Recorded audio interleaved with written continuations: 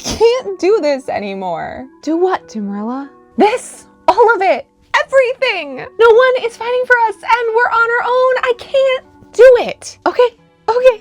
I get it. Do you really? Because your happy-go-lucky isn't gonna work today. I'm never happy-go-lucky. I'm just as scared and angry as you, for the record. Doubt it. Okay, that's fine. Doubt all you want, but I am. I'm terrified by what's happening, but who would voicing that help? Look, the only way to get out of this is by fighting back and recognizing those in power who are fighting back too. Right, like who? Brad Schneider defended trans service members from Tim Burchett's attacks in the Foreign Affairs Committee hearing this week.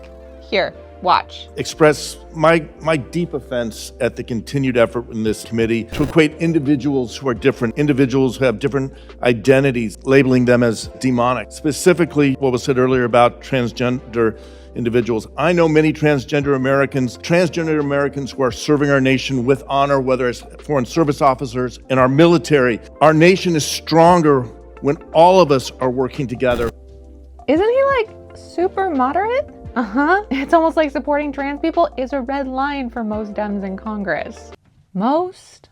Yes, Doomerella, most. Red lines take a while to fully cultivate, but hearing someone like Schneider say this, I don't think we're that far away. Fine, whatever, I guess it matters. Who else? Rosa DeLauro filed a discharge petition to fund TSA and other agencies that are under DHS. ICE? No, not ICE. Republicans want to fund ICE even further than they did with the big ugly bill. This would fund everything but. Here. Listen to what she had to say. Republicans support the agencies that have harassed, beaten, detained, and yes, killed American citizens. So today, amid this continuing failure of Republican leadership, House Democrats are taking matters into our own hands. And I call on my Republican colleagues in the rank and file who know what their leadership is doing and they know it is wrong. Please join us in this effort. Where is this? Leader Jeffries called a press conference on the Capitol steps in support of her bill. Oh, this is the Jeffries thing everyone is making fun of? Unfortunately. But it's not even Jeffries' thing, right? Right, and on top of people shitting on Jeffries for amplifying this, DeLauro isn't getting credit either. It's really just a frustrating cycle. Couldn't they just... Yeah, they could do better on social media for sure, but Jeffries' problem isn't with social media. People just don't like him on principle. Well, he's useless. Is he though?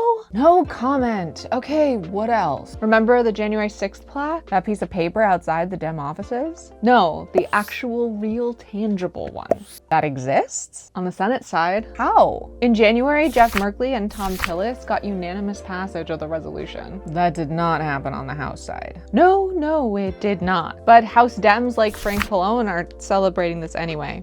Here. Watch. The sad part of it, though, is that the House Republicans and Speaker Johnson refused to put this plaque up. It was finally put up on the Senate side of the Capitol at the location where this terrorist mob, first approached the Capitol. So I'm going to keep fighting until Speaker Johnson and the Republicans put up a similar plaque on the House side to honor these fallen heroes.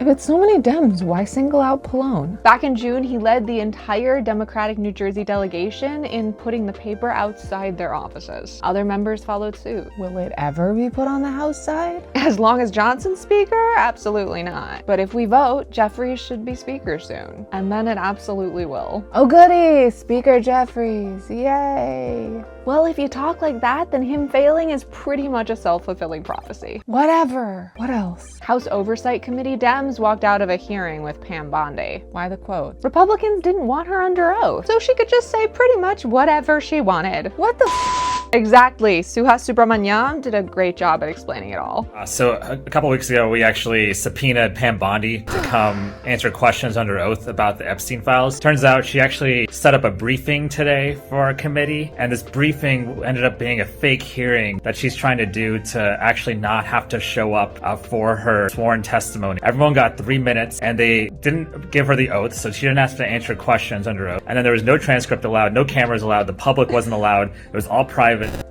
Jesus, well, good on the Dems for walking out of that shit show. Oh, you want to give them credit now? Well, I mean, it's still the bare minimum, but it could have been worse. Is it the bare minimum? What would have been the maximum exactly? Yes? I don't know, I guess. Oh, really? Look, it's their job to figure it out. It's my job to complain. That's not how it... Whatever. At least you're admitting that they are doing some good things. Yeah, I guess, because seeing it all laid out like this, it's easier to see how this might, maybe, probably be fighting back. Glad you're seeing that.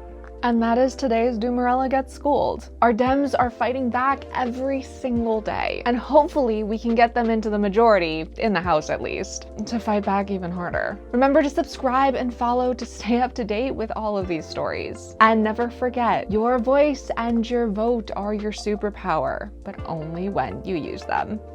Bye.